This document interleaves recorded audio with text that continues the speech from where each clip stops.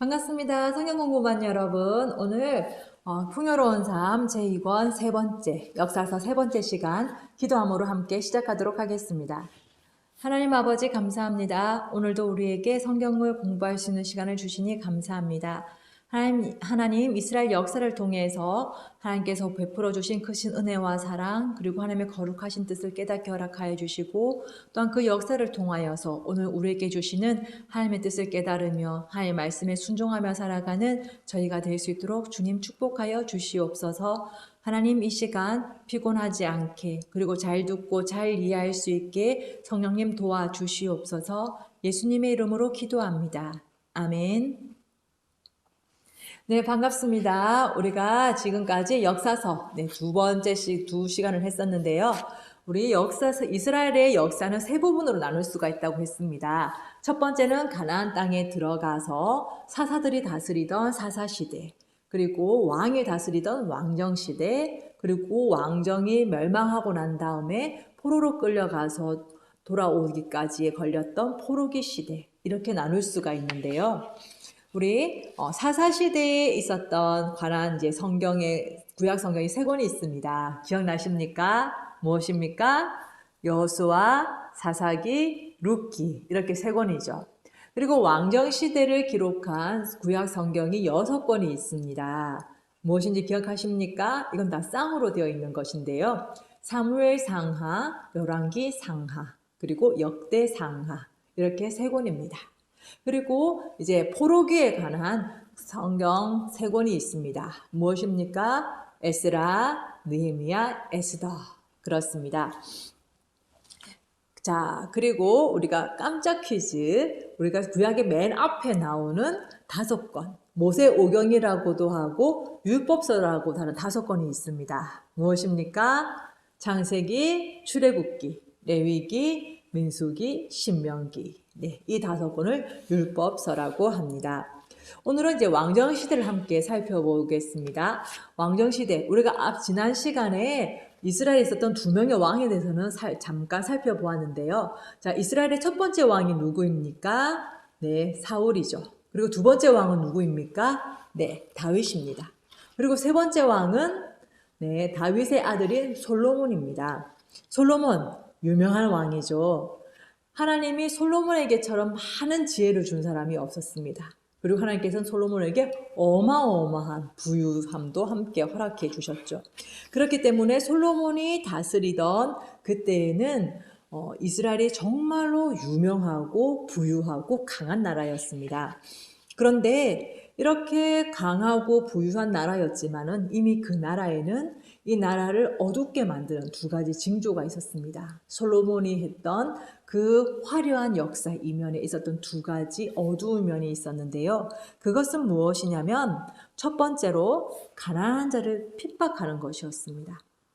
그리고 두 번째는 다른 신들을 숭배하는 것이었습니다. 이 2가지가 이스라엘 역사 전체를 통해서 계속 반복이 됩니다. 왕정시대 전체를 통해서 어떠한 왕이 다시 이렇게 일어나서라도 하나님을 섬기지 않고 다른 신을 섬기거나 그리고 가난한 자들을 핍박하고 사회 정의가 실현되지 않는 그런 것들이 계속 반복이 돼서 마침내 이 나라가 멸망할 때까지 이르게 됩니다. 솔로몬 왕은 정말 하나님께서 비교할 수 없을 만큼 많은 지혜를 주었고 그리고 큰 부유함도 주었지만 이러한 2가지 죄를 범하는 그 시초가 되었습니다. 그는 성전을 지었습니다. 무려 7년 동안 지었죠. 가장 화려하게 어마어마하게 정말 안에 금으로 다 입혀서 그렇게 지었습니다. 그리고 자신을 위해서 왕궁도 지었습니다. 그리고 많은 성을 건축하고 도로도 닦고 이렇게 어마어마한 많은 건축물들을 만드는데요. 그런데 이런 건축물을 짓는 데는 막대한 노동력이 필요하죠. 그런데 그 일하는 사람들에게 제대로 된 임금을 지불하지 않습니다. 솔로몬은 이 임금을 지불하지 않기 위해서 이스라엘 민족이 아닌 이스라엘 민족 사이에서 있던 다른 이방 민족들, 가나안 민족들의 후손들을 그 사람들을 일꾼으로 끌어냅니다. 당연히 어디에도 보수를 주었다 그런 내용은 없습니다. 그리고 백성들에게도 많은 세금을 부여를 하게 됩니다. 그리고 그뿐만이 아니라 이웃나라 왕으로부터 여러 가지 이제 제목, 아주 좋은 나무들을 달라고 수입도 하고, 그리고 아주 훌륭한 기술자를 보내달라 해서 기술도 전수받습니다. 그래서 정말 화려하게 아름답게 성전과 궁전들을 이렇게 짓지만, 그냥 거기에 대해서 뭐 이제 로열티를 지불을 해야 되죠. 대가를 지불을 해야 되는데, 그것이 이게 너무 정말 조금밖에 주지 않는 것입니다. 그 이웃 나라의 왕이 와서 이렇게 딱 자기에게 준 그 땅을 보고, 아니 이게 무엇입니까? 너무 안 받느니만 못합니다 하면서 이렇게 도로 솔로몬에게 돌려줄 정도로 솔로몬이 그 일에 대한 노동력에 대한 정당한 대가를 지불하지 않는 그런 모습을 봅니다. 하나님께서 하지 말라고 한 많은 이방 여인들과 결혼을 하게 됩니다. 열왕기상 11장 1절에서 5절의 말씀 한번 읽어보겠습니다. 솔로몬이 바로의 딸 외게 이방의 많은 여인을 사랑하였으니 곧 모압과 암몬과 에돔과 시돈과 헷 여인이라. 여호와께서 일찍이 이 여러 백성에 대하여 이스라엘 자손에게 말씀하시기를 너희는 그들과 서로 통혼하지 말며 그들도 너희와 서로 통혼하게 하지 말라. 그들이 반드시 너희의 마음을 돌려 그들의 신들을 따르게 하리라 하셨으나 솔로몬이 그들을 사랑하였더라. 왕은 후궁이 700명이요 첩이 300명이라. 그의 여인들이 왕의 마음을 돌아서게 하였더라. 솔로몬의 나이가 많을 때에 그의 여인들이 그의 마음을 돌려 다른 신들을 따르게 하였으므로 왕의 마음이 그의 아버지 다윗의 마음과 같지 아니하여 그의 하나님 여호와 앞에 온전하지 못하였으니 이는 시돈 사람의 여신 아스타롯을 따르고 암몬 사람의 가증한 밀곰을 따름이라. 솔로몬은 먼저 정략 결혼을 합니다. 가장 먼저 남쪽에 있었던 강대한 나라 이집트죠. 그 이집트의 파라오의 딸과 결혼을 합니다. 그렇게 함으로써 이제 더 이상 적대국이 아니라 이제 사위의 나라가 되어서 화친을 맺습니다. 그것까지는 네 아쉽지만 이제 국가적으로 이제 유용한 거니까 그렇다고 뭐 이해를 하려고 하면 노력을 할 수가 있을 것입니다. 그런데 그 외에도 많은 이방의 여인들을 사랑합니다. 무려 그 수가 후궁이 700명, 그리고 첩이 300명이라고 합니다. 저같이 머리가 안 좋은 사람은, 사람의 얼굴을 잘 구별하지 못하는 사람은 1000명의 그 여인들의 얼굴들을 밤에 구별할 수 있을까 굉장히 이렇게 의심스러운데요. 아마 세상 누구보다 이제 지혜로운 솔로몬이었기 때문에 가능하지 않았을까 그렇게 추측해 볼 수는 있겠습니다. 아무튼 하나님께서는 이방 여인과 결혼하지 말라고 분명히 말씀하셨습니다. 왜냐하면 이 이방 여인들은 이방의 신들을 이미 가지고 있기 때문에 그 여인들과 결혼해서 살게 되면은 반드시 그 우상에게로 가서 절할 수밖에 없다. 우상을 섬길 수밖에 없다. 그렇기 때문에 절대로 이제 결혼하지 말아라라고 명령했지만 솔로몬은 그런 것에 상관없이 정말 1000명의 여인들을 이렇게 사랑하게 됩니다. 그리고 나서는 처음에는 그렇지 않았겠죠. 그런데 하루 이틀, 1년, 2년 시간이 지나자 그 많은 여인들이 이 사당에도 가봅시다. 저 사당에도 가봅시다 하는 그 이방의 신전에 가까이 하게 되고 결국은 그것들을 섬기게 되고 절하게 됩니다. 이렇게 해서 이 이방의 여인들은 솔로몬으로 하여금 하나님을 떠나서 우상을 섬기게 하는 그런 죄를 저지르게 하게 됩니다. 이 죄로 인하여서 하나님께서는 크게 진노를 하십니다. 그렇지만 다윗 때문에 다윗을 위해서 솔로몬 때는 벌을 내리지 않으시고 솔로몬이 죽은 이후에 벌을 내리시는데 그것은 무엇이냐? 바로 나라가 둘로 나뉘는 것입니다. 솔로몬이 죽고 나자 이스라엘은 원래 12개의 지파로 되어 있는 나라입니다. 근데 그 중에서 유다와 베냐민을 제외한 10개의 지파가 우리는 더 이상 솔로몬의 아들을 왕으로 섬기지 못하겠노라 라고 이렇게 하고 반역을 하고 떠나가게 됩니다. 그래서 지도를 보시면 31쪽에 보면 이게 점선으로 이제 나라가 이렇게 표시가 되어 있죠. 거기서 보면은 이제 북쪽에는 이스라엘, 남쪽에는 유다가 있습니다.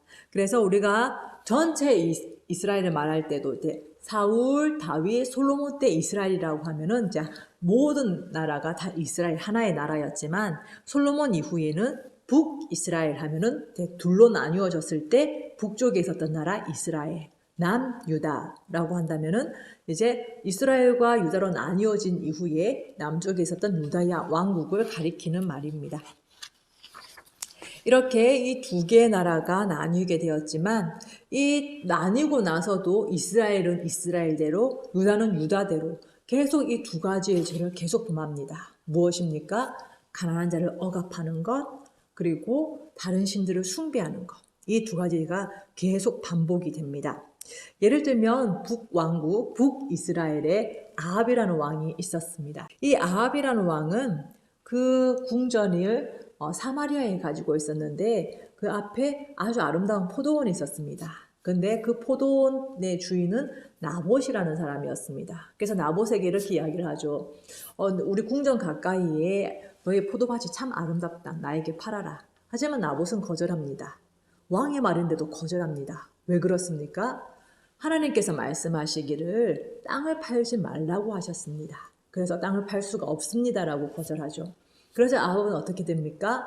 아, 그렇구나. 하나님 말씀이면 어쩔 수 없지. 라고 한 것이 아니라 어떻게든지 그 땅을 갖고 싶어 했고, 그래서 그것을 한 이제 이세벨이 계략을 써서 나봇을 죽이고 그 포도원을 아합이 갖게 만들어줍니다. 그때 하나님은 아주 진노하셨죠. 그 당시의 예언자, 선지자였던 엘리야를 보내서 아합에게 경고의 말씀, 그리고 질책의 말씀을 내리십니다. 그 말씀 열왕기상 21장 19절에 보면요. 하나님이 또 이렇게 말씀하시죠. 아합에게 여호와의 말씀이 내가 죽이고 또 빼앗았느냐. 이게 한 번이 아니라는 것입니다. 아합 왕이 욕심을 내서 백성에게 억지로 폭력을 써서 빼앗은 것이 한 번이 아니다. 또 빼앗았느냐. 라고 이렇게 야단을 치시고 질책하시죠. 그리고 나서는 이렇게 말씀하십니다. 또 저에게 이르기를 여호와의 말씀이 개들이 나봇의 피를 핥은 곳에서 개들이 내 피 곧 내 몸의 피를 핥으리라. 이게 무슨 말입니까? 나봇이 억울하게 죽임을 당했습니다. 그곳에서 바로 너도 죽을 것이다. 라는 하나님의 경고의 말씀입니다. 그리고 엘리야는 아합이 가난한 사람을 이렇게 핍박하는 것뿐만 아니라 아합이 하나님 외에 다른 우상을 섬기고 있는 것에 대해서 아주 강렬하게 규탄을 합니다. 아합의 아내의 이름이 이세벨입니다. 이세벨은 이스라엘 사람이 아니라 시돈 왕국의 공주였습니다. 시돈하면은 이제 바알과 아스타롯이라고 생각할 정도로 바알과 아스타롯이 국교이자 그리고 그 신을 어마어마하게 많이 섬기는 그런 나라였습니다. 그러니 이세벨이 이스라엘에 와서 하는 것이 무엇이었을까요? 네, 바로 바알과 아스타롯을 전도하는 것이었죠. 그래서 이제 왕과 왕비는 바알과 아스타롯을 믿으라, 경배하라 라고 계속 권장하고 있고, 그러니까 이스라엘 민족이 그래도 되는가? 왕이 하라고 하네. 그렇기 때문에 이스라엘 민족은 그 사람들은 하나님 또 믿어왔고 또 왕이 믿으러 가니까는 바알과 아스타롯 거기 사당에도 가서 절도 좀 해보고 이렇게 둘 사이에서 양다리를 어정쩡하게 걸치고 있었습니다. 이미 하나님께서 엘리야를 통하여서 이제 3년 6개월 동안 비가 내리지 않을 것이다 라는 이런 경고의 말씀이 있었습니다. 정말 비가 오지 않아서 모든 것이 바짝바짝 마르고 더 이상 견딜 수 없는 그런 상황이 되었을 때에 엘리야는 이렇게 말합니다. 이제 결단을 해라. 너희가 어느 때까지 머뭇거리면서 하나님이냐 바알이냐 하나님이냐 헷갈릴 것이냐 이 둘 중에 하나를 결단하라고 촉구합니다. 그렇게 하면서 엘리야는 바알 선지자들에게 도전장을 내밉니다. 어떤 도전장입니까? 우리가 갈멜산에 가서 제단을 하나씩 쌓자. 그리고 그 제단에 제물을 올려놓고 기도를 했을 때 불로 응답할 수 있는 신이 진짜 신이다. 진짜 하나님이시다. 라고 우리가 하자. 이제 바알 거기 선지자들은 이제 그 제안을 받아들입니다. 당연히 이제 왕도 거기에서 참관을 하게 되죠. 근데 바알의 선지자는 무려 400명, 아세라 선지자 450명. 이렇게 850명이 그 제단을 하나를 만들고 제물을 올려놓고 아주 성대하게 정말 아주 큰 소리로 기도를 하기 시작합니다. 불이 내렸을까요? 내리지 않았을까요? 네, 내리지 않았습니다. 하루 종일 그렇게 기도했지만 내리지 않았죠. 이제 저녁쯤 되었을 때에 엘리야는 하나님께서 말씀하신 대로 돌단을 쌓습니다. 뭐 화려하고 멋진 그런 제단이 아니라 돌로 투박한 돌로 쌓아 올리고 거기에 재물을 올려놓고 거기에다 물을 가득 붓습니다. 그리고 하나님께 기도를 하죠. 하나님께서 불을 내리셔서 이 이스라엘 민족이 하나님이 참 하나님인 것을 알게 하여 주옵소서라고 이렇게 기도를 합니다. 그랬을 때 하나님께서는 불로 응답하시고 이스라엘 백성들은 그것을 보고 비로소 하나님이 진짜 하나님이시다라는 것을 깨닫습니다. 열왕기상 18장 39절 모든 백성이 보고 엎드려 말하되 여호와 그는 하나님이시로다. 여호와 그는 하나님이시로다 하니. 네, 이렇게 정말 하나님이 진짜구나 라는 것을 이스라엘 민족이 확인하게 됩니다. 그렇지만은 이 두 가지 가난하고 불쌍한 사람을 억압하는 것 그리고 다른 신들을 경배하는 것은 그것은 그 이후도 계속되었습니다. 마치 이제 벽에 금이 가면 시간이 지나면 어떻게 됩니까? 그 틈 사이가 점점점 벌어지고 다 벽이 이렇게 무너지는 것처럼 이스라엘 민족의 이 우상 숭배와 그리고 가난한 사람 억압하는 것은 시간이 갈수록 점점 더 이렇게 누적이 되어서 이 두 나라가 결국 멸망하기에 이릅니다. 우리 포로 시대 이렇게 넘어가는데요. 이 포로 시대는 먼저 이스라엘 북쪽에 있었던 이스라엘이 아수르에 의해서 멸망합니다. 그리고 아수르로 포로로 끌려가게 됩니다. 그리고 밑에 있었던 남유다는 그로부터 한 135년 이후에 바벨론이라는 나라에 의해서 멸망당하고 끌려가게 됩니다. 이렇게 이 북이스라엘 남유다가 멸망한 이유가 무엇일까요? 더 이상 하나님이 이스라엘과 유다를 지켜주지 않고 버리기로 했기 때문일까요? 아니면 하나님이 아수르의 신이나 바벨론의 신보다 약하기 때문에 그럴까요? 그렇지 않습니다.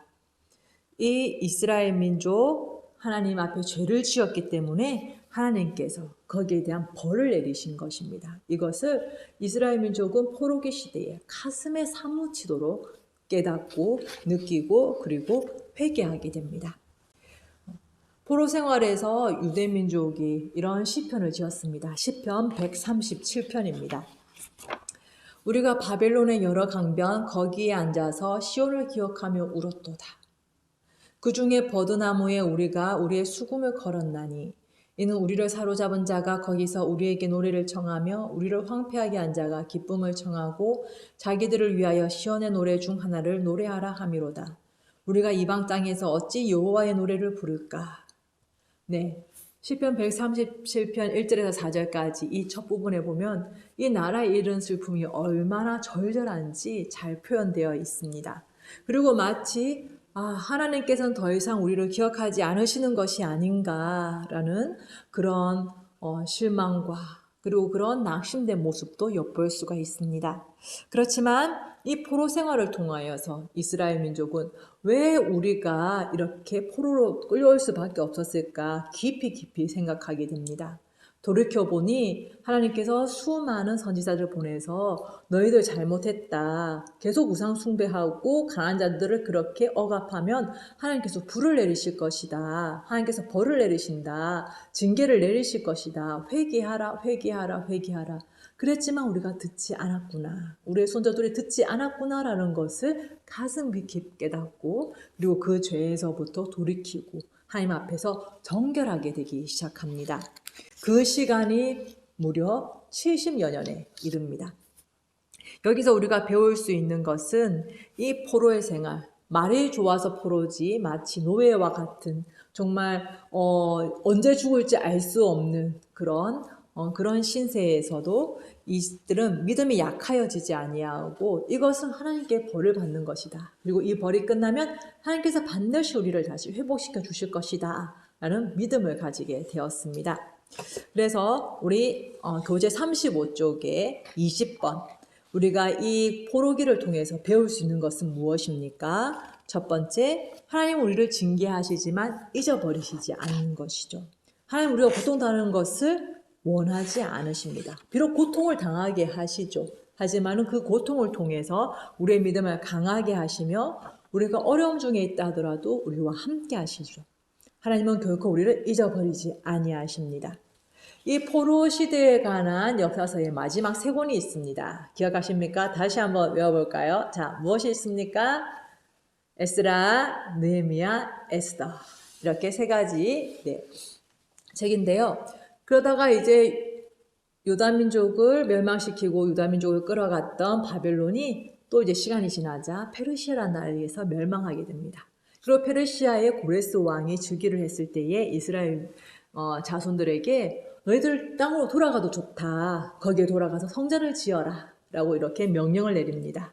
자, 그 말을 듣고 다 갔으면 좋겠지만 우리가 그때 당시를 생각해보면 지금부터 무려 몇 년 전이죠? 자, 일단 2000년이다가 거기다가 무려 600년, 500년쯤 전입니다.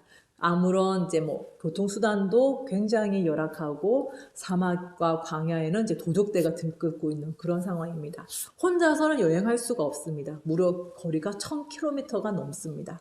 그러니 다 함께 모여서 큰 행렬을 이루고 함께 돌아갈 수가 있는데요.